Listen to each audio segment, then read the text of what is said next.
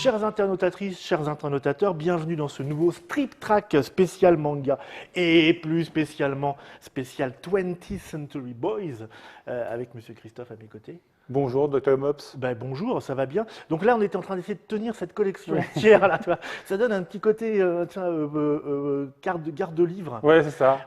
Voilà, donc c'est toi qui nous amène ça. Tout à fait. Et c'est moi qui viens à tes côtés. Parce que l'on m'a dit, ah, 20th Century Boys, je fais, hop, présent. Tu connais. Bah oui, je connais. C'est pas une nouveauté, dis-moi. C'est pas du tout une nouveauté, mais on s'était dit qu'on pourrait en profiter justement pour aussi de temps en temps parler des gros monuments du manga, en tout cas de ce qui est arrivé en France, ce qui était traduit. Et qui dit gros monument, dit c'est pour ça que je suis là. Voilà. Ok, très bien. Bon, très bien. 20th Century Boys, ça sort quand? Ça sort, ça a été produit de 2000, à peu près, enfin, entre 99-2000 jusqu'à 2007, si je ne me trompe pas. Oui. Ça fait quand même 22 tomes, enfin 24 tomes en réalité. On va en reparler. Voilà, oui. il y a, donc ça fait une grosse production, c'est un grand feuilleton. Ouais. Et alors aussi un peu l'actualité parce que… Nico pareil 2000. Hein, voilà, donc, et c'est vrai que alors ça a été primé à Angoulême, prix de la série à Angoulême. Et puis, il y a une petite forme d'actualité avec maintenant, puisque toute une grosse partie des chapitres se passe en 2015. c'est ça se passe maintenant. Maintenant, le futur, donc. Hein. Voilà. Pour eux, c'était le futur. Ça se passe maintenant, hier et avant-hier. C'est ça. Et encore un peu demain, mais surtout, voilà, ça sur plusieurs périodes. On peut un peu raconter l'histoire. Ah bah, on va dire déjà de qui c'est. Déjà, Hein, oui. Naoki Urasawa. Qui est un monsieur connu hein, quand même, Tout à parce fait. qu'il débute pas par ça. Il a travaillé sur Monster avant, qui est déjà une série qui a rencontré un très grand succès. Série plus courte, j'allais dire plus adulte, non, elle est plus fantastique. Enfin, c'est. Oui, Bon, on en reparlera de oui, toute façon, façon de voilà, Monster, ça fait partie on va dire des gros pavés à lire et qui ont eu un gros succès public Ouais. et qui a, on va dire, un peu développé le manga pour les ados et adultes. Parce que là, effectivement, on est sur des œuvres, je pense, étant le plus abordable pour les Occidentaux, pour les Européens. Oui, il y a une ligne graphique. On va vous la montrer d'un peu plus près. Je vais prendre une petite page comme ça au hasard. Donc il y a une ligne graphique quasi occidentale. Hein, en fait, alors c'est du manga, certes, mais on retrouve des personnages avec les types du manga, mais on est dans une démarche manga à l'occidental, on va dire. On n'a pas tous les codes, on va dire secrets pour nous autres, du manga le plus traditionnel.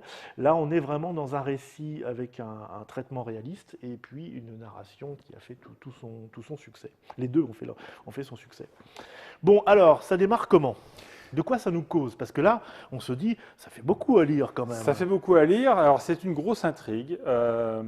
En plus, il y a une forme intéressante dans le propos, puisque l'auteur raconte une histoire, mais en l'entrecoupant de différentes périodes. Il y a une période 1970, quand le personnage voilà. principal, les personnages, Kenji, alors voilà. les personnages enfants. Voilà, les personnages Ça, c'est enfants. une première chose.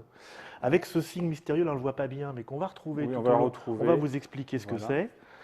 c'est. Et Donc, dans les années 70, un groupe d'enfants invente, c'est les jeux, hein, donc ils s'inventent une histoire et ils font un cahier des prédictions qui raconte que au 31 décembre 99, pour l'an 2000, il y aura la destruction du monde et eux se voient comme les champions, les héros. Et créer un symbole, justement, ce fameux symbole. ça commence comme ça. En fait, ça commence Voilà. dans les années 80. Ça commence en 97. Se fait en 97. Ça commence en 97. Oui, 97. Et le héros, alors c'est ceux qu'on vous a montré, mais là ils sont donc adultes. Et ça va commencer par une histoire somme toute assez banale du premier héros, qui est un anti-héros, on va dire ça. Oui, c'est Qui un tient- ancien rocker. Qui tient un combini. Alors, voilà. combini, ça dépend, mais combini, c'est des supérettes au Japon. C'est en général des petites épiceries ouvertes 24 heures sur 24. Et il travaille, alors lui il est propriétaire quand même, il travaille avec sa maman. Il a un fils qui balade partout. Une fille, pardon, une une fille fille, de oui, c'est une nièce. Une une nièce. nièce, oui, qui est donc la fille de sa sœur qui s'est barrée, on ne sait pas encore trop pourquoi. Il n'y a pas de papa et lui, il a hérité de ça. Et donc on est dans le quotidien japonais, le plus bas. Et puis ça commence par une intrigue policière. Et pourquoi 20th Century Boy? Parce que c'est un titre de T-Rex, un groupe américain. On peut le chanter d'ailleurs tous les deux. Ça, on va éviter. Lui, effectivement, Kenji était rocker. Ce rêve d'être rocker, il a fait une petite carrière, sa petite carrière musicale, et justement qu'il a dû abandonner pour s'occuper de sa nièce. Et pendant qu'il fit sa petite vie d'épicier, il s'aperçoit qu'il y a une secte qui commence à progresser au Japon, à Tokyo, qui a de plus en plus de fidèles, avec un mystérieux leader. On va le montrer, qui s'appelle Ami. Ami. Ami. Ami, hein. Ami, alors du coup, comme un ami. Comme un ami, parce qu'effectivement, la version japonaise, il ne s'appelle pas Ami, hein, et ça doit être le terme Ami en japonais. Voilà. On va retrouver ce fameux signe de cette secte. Donc, je voulais le montrer, Ami, mais sauf qu'il y a un prix sur la couverture, il y a encore le prix. Parce que moi, je les achetais à l'époque. Hein. Voilà, donc ça, c'est ce signe-là, c'est le fameux signe de la secte, ce qui démarre l'aventure, puisque le héros s'aperçoit qu'au bout d'un moment, que c'est lui qui a créé ce signe. En tout cas, il était à l'origine, c'était le signe de son groupe d'amis, de héros qu'ils avaient inventé et sur lesquels ils avaient inventé effectivement cette fameuse histoire de fin du monde qui se produit en l'an 2000 et dont ils seront les héros. Alors c'est une fin du monde en plusieurs étapes, c'est-à-dire qu'ils inventent tout ce qui pourrait détruire la Terre, voilà. Comme des gosses, et ils inventent comment eux, les héros, vont pouvoir faire avec des armes spéciales, des lasers, pour contrer. Il y a des monstres géants. Il y a au départ, en plus, ils appellent ça un cahier de prédiction, donc c'est assez précis, enfin précis dans l'imagination d'un enfant. Hein. Donc ils de la SF, quoi. Il parle d'un virus qui se propage à travers le monde, que ça commence à San Francisco, ensuite Londres sera touché. Pandémie, ensuite, ça commence par pandémie en fait. Voilà. Ensuite, Tokyo, et puis il y a une fusée qui décolle, et puis après, ça finit par un monstre qui détruit Tokyo, et tout ça est prévu pour effectivement la fin du monde. Voilà monsieur Ami. Alors évidemment, on ne va pas le voir tout de suite, là, et c'est lui dans la pénombre. Voilà. Et quand il est, si on peut dire, quand il est visible, voilà, on ne connaît jamais son visage. Voilà. Mais très vite, on va s'apercevoir que il y a des liens effectivement entre cette nouvelle secte et le fameux cahier de prédiction, qui est un truc de gosse, enfin, avec leur cabane secrète dans le champ. Et lui reprend ça. Donc forcément, alors je dis d'abord, il y a aussi un meurtre. Il y a des gens qui sont assassinés avec ce signe présent. Voilà, donc c'est comme ça des gens qui disparaissent aussi. Et forcément, il se rappelle, il y a aussi une réunion scolaire, je crois que c'est ça qui est. Voilà, au départ, ce qui se passe, que lui et Kenji a totalement oublié. Ouais. Il voit le signe, ça lui dit quelque chose, mais c'est tout. Oui, c'est ça, pas plus que ça. Hein. Et puis, il est invité à une réunion scolaire, réunion d'anciens élèves. D'école, voilà. Et il y va. Un petit peu, comme la lune, il y va vraiment à reculons. Et là, tout le monde commence à lui parler un petit peu. Déjà, on se donne un peu les nouvelles des anciens. Beaucoup... on entend parler d'eux, mais on ne sait pas ce qu'ils sont devenus. Ouais, certains sont morts. Voilà, et puis c'est là où on commence à lui dire, au fait, tu as vu le signe, tu as entendu parler de la secte, et puis on dit c'est drôle parce que voilà, le leader, le fameux Ami, il fait des prédictions qui ressemblent à ton cahier de prédiction. Alors lui, il se dit, mais quel cahier de prédiction, de quoi on cause, voilà. Et là, on commence à lui rappeler cette histoire-là. Et c'est ça qui est intéressant dans le manga au niveau narratif, c'est qu'on passe toujours d'époque à une autre. Flashback. Il y a des flashbacks entre... Alors, les 5 premiers tomes sont les flashbacks entre 70 et effectivement 97. Et puis en même temps, l'intrigue, elle avance. Oui. C'est-à-dire que la menace commence à arriver. Un petit procédé scénaristique finalement assez classique, C'est classique. où il se rappelle des choses au fur et à mesure, paf, balancement dans les années 70. On retrouve la troupe de gamins, qui est vraiment un moment très très sympa dans le bouquin, parce que cette troupe de gamins, elle est absolument fabuleuse, avec le petit gros, le méchant, les deux jumeaux maléfiques Voilà. qui les font chier, qui leur foutent sur la gueule régulièrement. Le gars qui porte des lunettes, Voilà. le gars qui a la morve, on dirait le petit Nicolas, toi, c'est C'est ça. la petite équipe du petit Nicolas. C'est à peu près ça. Et puis, c'est des fans de SF, Mm. c'est des fans de science aussi, enfin bref, c'est des gamins, quoi, C'est des gamins. des petits garçons, une bande de petits garçons, de copains. Et le premier temps, on va retrouver un petit côté Patrick Bruel, excuse-moi de te dire ça dans le truc, c'est qu'est-ce qu'ils sont devenus, parce que c'est Voilà. abordé, qu'est-ce qu'ils sont devenus à l'âge adulte? Où sont passés nos rêves? Donc ça, c'est la première étape. Et puis, deuxième étape, c'est ces fameuses intrigues qui commencent, la secte, les assassinats, les disparitions, et ils reçoivent des mots. Voilà. Ils commencent à recevoir des lettres. Ils commencent à recevoir des lettres, ils commencent en leur disant voilà, venez défendre le monde, regroupez-vous, refaites votre groupe. Et là, et surtout Kenji est l'élément central, c'est-à-dire que c'est le garçon qui n'avait rien à foutre de cette histoire, qui était totalement, il vivait sa vie, d'ailleurs il vivait même plus sa vie, il vivait une vie qu'il ne voulait pas par procuration. Et il se retrouve central, l'élément central. Chaque fois, tous les messages sont toujours dirigés vers lui en disant il faut que tu réagisses, il faut que tu te bouges et tu vas être le sauveur de l'humanité. Voilà, c'est ce qu'on Voilà. Moi, je veux sauver la Terre. Et il reprend sa guitare, du coup. Il y a le petit côté rocker qui commence à revenir en premier, parce que c'est ça qu'il maniait.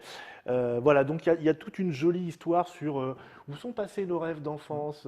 Et ça pourrait être simplement un de la bande qui monte un truc pour leur dire vous n'avez pas oublié un peu vos rêves Manifestement, c'est un de la bande qui connaît tout ce passé-là. Il connaît trop tout.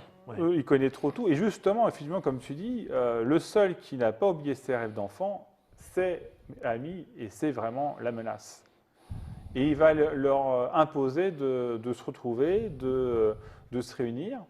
Mais en même temps, il y a tout un effet de manipulation. Vraiment, Ami est un manipulateur formidable. Alors, première rencontre du héros d'Ami et Kenji. Avec Ami, qui donc là n'a pas encore sa cagoule avec le signe, mais un masque. Un masque, qui est un masque qui était porté quand ils étaient enfants par un des personnages. Par un des personnages. Et donc, première piste vers ce fameux personnage, qui est un gosse très mystérieux, qui est un gosse... C'est une victime. Oui, un asocial, pas communicant. Sur lequel on tapait beaucoup dessus et qui était, voilà, il n'avait pas beaucoup de charisme, il servait un peu de souffre-douleur, personne ne voulait être ami avec lui. Et donc on ne va pas vous spoiler, mais c'est la première piste, il y en aura d'autres évidemment, puisque c'est une vraie enquête qui va commencer à se mener à ce moment-là. Et donc effectivement, après tous les 22 tomes, enfin les 24 tomes, enfin même pas les 22 parce qu'après les deux derniers c'est encore autre chose, on en parlera tout à l'heure, mais les 22 tomes vont vers toujours deux directions. La première c'est de sauver l'humanité d'Ami, avec des grosses manipulations. Alors, est-ce que l'humanité est vraiment en péril? Tout à fait. Eh oui, c'est ça le truc. Tout à fait. Parce qu'en fait, les trucs qu'ils ont inventés, c'est pas possible, des robots géants et tout ça, ça n'existe pas, mais ça arrive, malgré tout. Et Ami va vraiment tout faire pour mettre en œuvre le premier cahier de prédiction, puis après il y en aura un deuxième. Et donc d'un côté il faut sauver le monde, et de l'autre côté il faut essayer de découvrir qui est Ami. Et autant justement, alors après on va de rebondissement en rebondissement, ça va être un peu Dallas parfois, hein, c'est pas toi mais c'était ton frère finalement. Un tel n'est pas mort, c'est un tel autre, ta fille et ma fille, je suis ton père, on aura droit à tout ça. Il faut bien le dire, c'est qu'il y a un moment, ça va, il y a quelques longueurs dans la série. Alors je ne sais pas si c'est le cas, mais moi j'y ai vu dans cette scène un petit clin d'œil Denis Darko. Ah oui. Ah oui, tu n'avais pas tilté le lapin. Qui apparaît. Bon, après, je ne sais pas si les dates correspondent à peu près, mais il y a un côté. Pour ceux qui ont vu le film Denis Darko, il y a un vrai côté comme ça. C'est-à-dire qu'il y a plusieurs couches, en fait, on va dire, de scénario, mais aussi de réalité. Donc, à la fois dans le temps, avec le passé, le présent, on va dire, et l'avenir. Et puis, il y a aussi diverses couches avec les faux semblants, ce qui est vrai et ce qui n'est pas vrai. Et l'auteur n'arrête pas de jouer avec ça tout De le temps. toute façon, c'est ça, c'est une constante, puisqu'on est face à un super vilain quasiment immortel. Alors, est-ce qu'il est vilain vraiment? Oui, il Oui, quand même, il essaie quand même d'éradiquer l'humanité. il essaie quand même, enfin, il éradique même, c'est pas qu'il essaye, c'est qu'il éradique l'humanité quand même à plusieurs reprises. On va pas tout dire. Hein. Non, on va pas tout dire, mais il faut bien dire, c'est Voilà. qu'il prend Ça, de plus en plus de pouvoir. On a le cahier, donc. Alors, c'est pas que c'est mal dessiné, hein, c'est le le dessin cahier, d'enfant. c'est les dessins des enfants. Donc, dans le fameux cahier qu'il retrouve, le fameux cahier de prédiction, et on a les dessins d'enfants, et on va voir ce que le Ami, lui, il en fait dans la réalité. Et c'est quand même une fuite en avant à chaque fois, puisque sans spoiler, on peut dire que Ami va avoir plusieurs dizaines de milliers de victimes. Oui. Donc c'est un vrai méchant, un vrai méchant quand même. C'est un vrai méchant. Un gars qui te bute plusieurs centaines de milliers de gens, voire des millions, c'est quand même pas neutre. Et là, ce que tu disais par rapport à la réalité, c'est que chaque fois, lui se fait passer pour le bon vis-à-vis du reste de l'humanité, et que c'est Kenji qui est le sauveur et son groupe d'amis qui vont être les désignés comme responsables. Et donc, il y a toujours un jeu de dupes et de manipulation des mentalités, et où est la réalité, l'histoire est réécrite. Et pourquoi fait-il ça réellement? C'est toujours la question qui se pose jusqu'au bout. Jusqu'au bout. On aura une réponse à la fin, sans savoir d'ailleurs véritablement qui c'est. Il y aura des réponses, parce qu'il y aura, en tout cas... Alors, il faut savoir que 22 volumes, c'est beaucoup. Oui. Au niveau de la, on va dire, bon, sans entrer dans la qualité du dessin et du scénario, en plus, c'est vraiment découpé de manière filmographique, on va dire, toutes les scènes. Donc ça, c'est très agréable, parce qu'il y a vraiment une dynamique de lecture qui est très prenante. On lâche pas un tome. C'est vraiment un as du scénario, avec des cliffhangers, des rebondissements, des choses comme ça. Et tout le long, vous allez avoir, alors là, on ne peut pas vous raconter tout, parce que ça serait vraiment gâché, pas des rebondissements, mais des étapes. C'est-à-dire vous allez arriver à la fin du 5e ou 6e tome en vous disant « Ah, là, ça y est. Bon, comme vous savez qu'il y en a 22, 23, 24 24, 22 plus 2. C'est 22 plus 2. Vous vous doutez bien qu'il y a autre chose. Donc parfois, il y a des choses qui se résolvent, mais pour en ouvrir d'autres qui sont encore plus complexes ou plus riches. C'est encore plus vicieux que ça, parce qu'à partir du tome 6, on est carrément sur 3 époques. Puisque le fameux 31 décembre 2000, au tome 5, on arrive au 31 décembre, et puis là, on nous coupe, et on se retrouve 15 ans plus tard. Donc maintenant, en 2014-2015, ouais. Et donc du coup, c'est drôle parce que on voit l'image qu'ils avaient de notre époque maintenant. Alors, c'est pas complètement 15 ans délirant. avant. C'est pas totalement délirant, mais alors les versions cinématographiques sont plus délirantes, mais ça, on en parlera tout à l'heure. Mais c'est vrai que donc c'est assez drôle parce que beaucoup aussi l'actualité, c'est qu'effectivement, le deuxième cycle se passe en 2015. Et là, on va avoir chaque fois, on va savoir ce qui s'est passé en 2015. On connaît les conclusions de 2015, mais on ne sait pas comment, et on a envie de savoir ce qui s'est passé le 31 décembre. Et ce qui s'est passé le 31 décembre va nous être raconté au fur et à mesure avec des flashbacks. Et ces flashbacks eux-mêmes vont répondre à des flashbacks de 70. Donc on va toujours avoir cette sorte de construction. Ami retire son... Je vais virer cela. Masque. Ami retire son masque. Et alors donc ça, c'est le tome 8. Voilà. C'est un cliffhanger total. Oui, c'est ça. Et en fait, il va se passer il évidemment autre chose. Il ne faut vous pas rêver non plus. Vous tournerez la page, vous verrez, ça va dire autre chose. Et c'est ça, c'est qu'il n'arrête pas de nous couper. C'est le roi du cliffhanger. Ouais. Et ça fonctionne très très bien parce qu'on a envie de lire la suite, Et effectivement, on va de rebondissement en rebondissement. Certains, effectivement, bon, quand on l'a lu au fur et à mesure, à un moment, on dit c'est vivement la fin, parce que quand on a suivi la série pendant 7 ans, ce qui était, je crois, mon cas d'ailleurs, il y a un moment, on a bien envie de savoir qui est Ami. Et au bout de 7 ans, ça devient un peu long. Mais c'est vrai que chaque fois, on dit le salopard, il m'a encore eu, et j'attends la suite. Ça va jusqu'au fait où il révèle vraiment des choses, c'est-à-dire qu'à un moment... il va révéler des choses de manière très réaliste en disant « Eh ben voilà, c'est ça voilà. ». Et donc on se dit « Waouh, ben, c'est fini ouais. ». Et là, c'est une manière très ingénieuse de dire « Oui, ça c'est fini, mais est-ce que ça explique tout voilà. ?» Et là, on fait « Ah oui, non, merde, ah mince ». Et ça repart en disant « Ah oui, mais on courait derrière un but en disant « Il faut que je sache à tout prix ça ». L'auteur nous le dévoile en disant bah, « Tiens, voilà, c'est ça ». Wow, ça y est, on y est arrivé enfin, et ça n'explique pas plus de choses que ça. Ah mince, et Voilà, mince. on sait. Et donc qu'il- il voilà. élargit l'ampleur du truc, ça devient Il y absolument a, il y débile. a le pourquoi pourquoi est-ce que tout ça s'est organisé, puis après aussi qu'est-ce qui va se passer derrière, puisqu'effectivement il y a toujours une menace qui couvre. Donc ça c'est les 22 premiers, et puis là le 22, au tome 22, ça se termine une bonne fois pour toutes, définitivement, voilà, la menace est éradiquée. Mais on était un peu sourd à notre faim.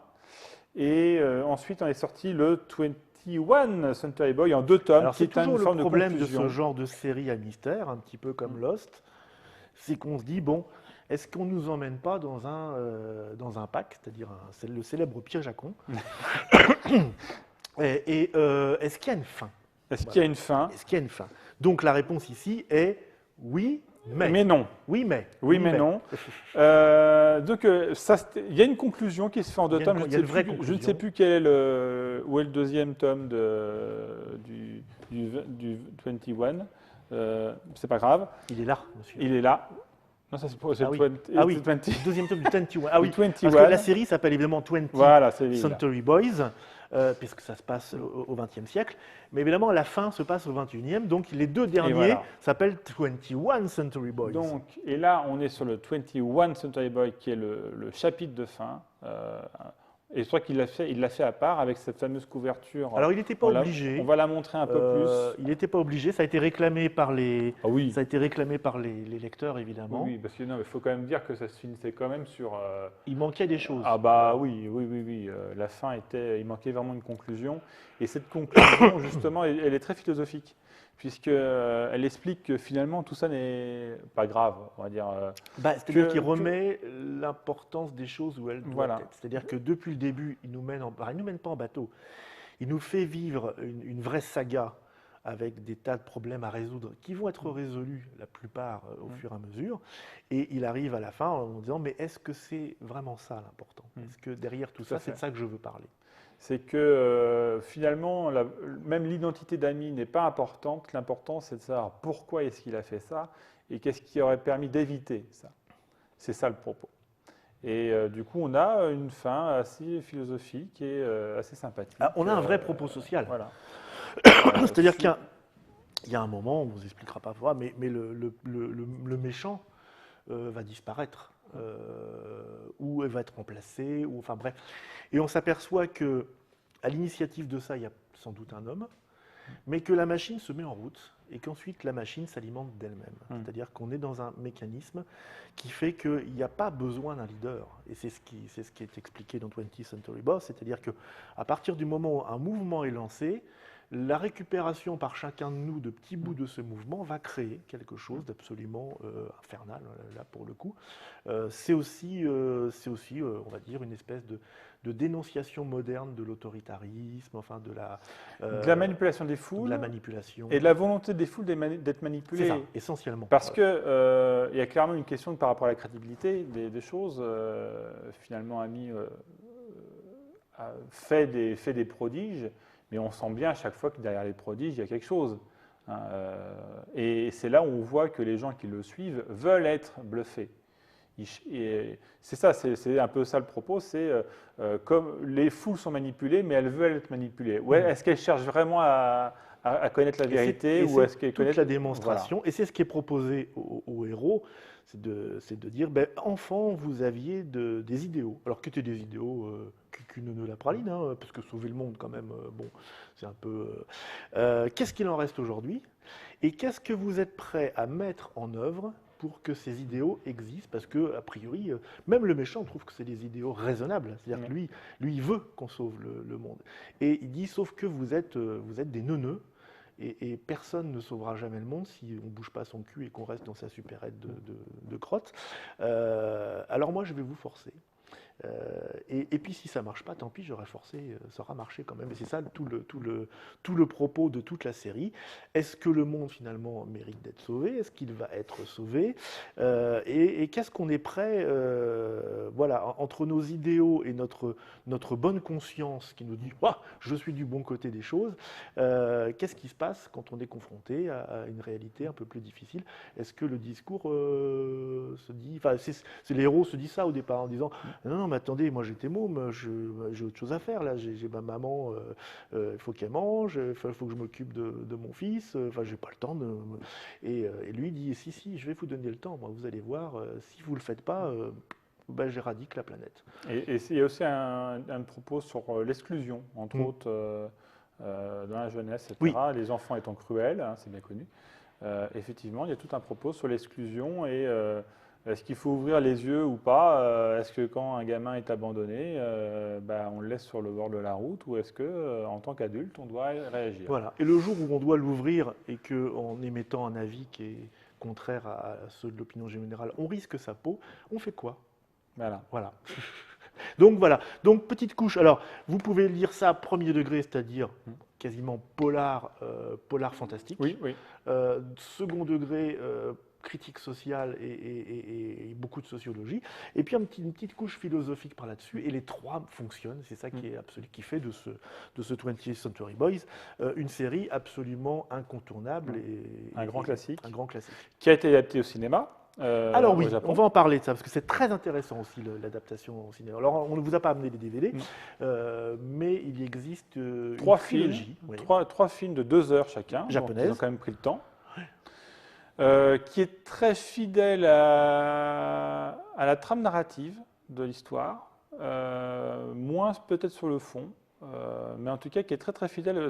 Parfois, c'est assez bluffant parce qu'ils ont enlevé un certain nombre de petits détails qui ne sont pas de scories, mais qui sont intéressantes à la lecture. Tu veux dire mais qu'ils font sauter le passage avec Tom Bombadil dans la...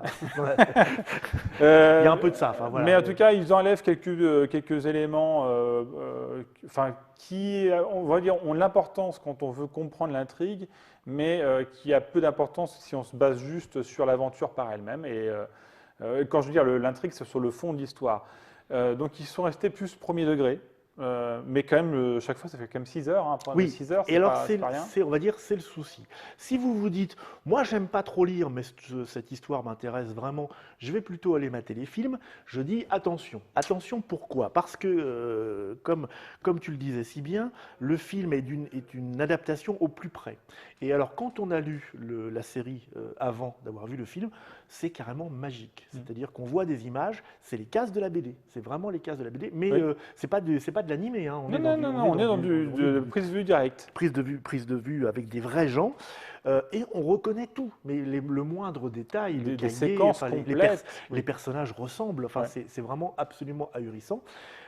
Et donc, il y a un côté magique là-dedans de voir en film. C'est pour moi l'adaptation de bande dessinée la plus proche de ce qu'a fait avec Watchmen.